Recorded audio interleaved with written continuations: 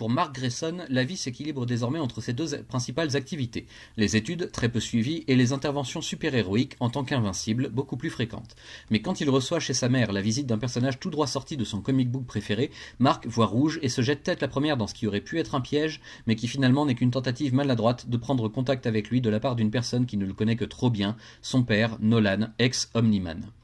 Invincible accepte, contre l'avis du gouvernement cependant, de voyager dans l'espace en compagnie de l'étrange créature venue le chercher jusque sur sa planète, où il retrouvera donc son père, devenu depuis leur dernière rencontre le roi de ce nouveau monde. Un monde sur lequel Nolan aurait tous les droits en tant que Viltrumite, mais qu'il a choisi de laisser en paix et qu'il veut à tout prix défendre face à ses congénères qui arriveront très bientôt et n'auront pas le même point de vue que lui sur la question. Mais la vraie motivation de Nolan est encore plus personnelle. Sur cette planète, il a refait sa vie et a un nouvel enfant, le petit frère de Mark. Après une bataille épique et sans merci face aux envoyés Viltrumite, Mark et son père se rapprochent un peu plus mais hélas toujours pas au bon moment. Nolan finit par être vaincu par ses pairs, qui l'emmènent captif avec eux après avoir détruit tout ce qu'ils trouvaient sur leur passage. Mais avant de disparaître dans l'espace, les Viltrumites lancent un dernier avertissement à Mark. En tant que semi-Viltrumite lui-même, il a le devoir de retourner sur Terre et de soumettre la planète à son espèce, sans quoi il risque le même sort que son père. Les émissaires lui laissent un siècle tout juste pour parvenir à faire de la Terre une nouvelle province Viltrumite. Ça paraît généreux, mais pour un humain, c'est beaucoup plus de temps qu'il n'en faut pour céder à la panique. Rentrant sur Terre avec son petit frère, Mark découvre qu'en son absence, les choses se sont pas mal agitées pour les nouveaux gardiens du globe. Entre les invasions d'autres dimensions ou les caprices de super-vilains de passage, il y a eu beaucoup de remous et la présence d'Invincible aurait été bien appréciée comme le lui fait sentir son superviseur au nom du gouvernement.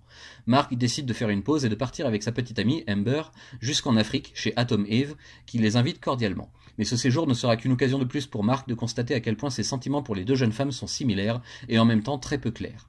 Pendant ce temps, chez les vilains, ça s'active aussi pas mal. Les Maulers sont engagés par un individu mystérieux pour mettre à son profit leur technologie de clonage sous la surveillance de robots.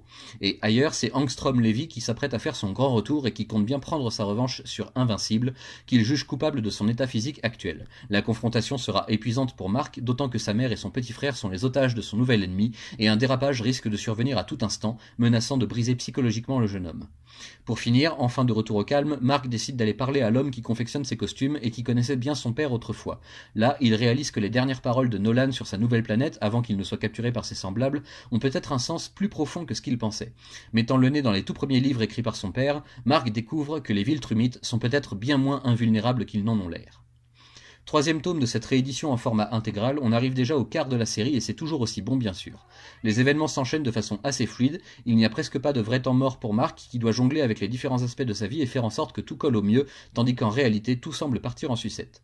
Et il y a bien entendu ses retrouvailles avec son père, Nolan, qui ne sont pas de tout repos question révélation et coup de pression. On se demande ce qu'il adviendra de la Terre dans les années futures et quel camp choisira Mark au final, ces deux héritages pesant très lourd dans la balance morale. Sans compter qu'il n'est plus le seul avec des pouvoirs. Si la série avance aussi bien, c'est aussi parce que la symbiose entre l'auteur, Robert Kirkman, et le dessinateur, Ryan Otley, se fait toujours dans la même direction et avec la même qualité depuis le début. Une chance que, mine de rien, pas mal de séries au long cours n'ont pas eu dans ce milieu très exigeant. Les dessins sont très clairs à suivre, aucune confusion possible au cours de la lecture, et le scénario, lui, nous prend souvent aux tripes et nous amène à réfléchir en même temps que le héros aux diverses implications de sa nouvelle vie. En somme, c'est une réussite. Le 4e tome a d'ores et déjà été annoncé par Delcourt, et certaines sous-intrigues qui courent depuis un petit moment risquent de devenir plus importantes avec le temps et l'avancement des chapitres, sans compter que les personnages principaux sont toujours plus nombreux et donc que leurs propres histoires vont interférer avec celles de Mark à de multiples occasions. Rendez-vous dans quelques mois pour voir de quoi l'avenir sera fait.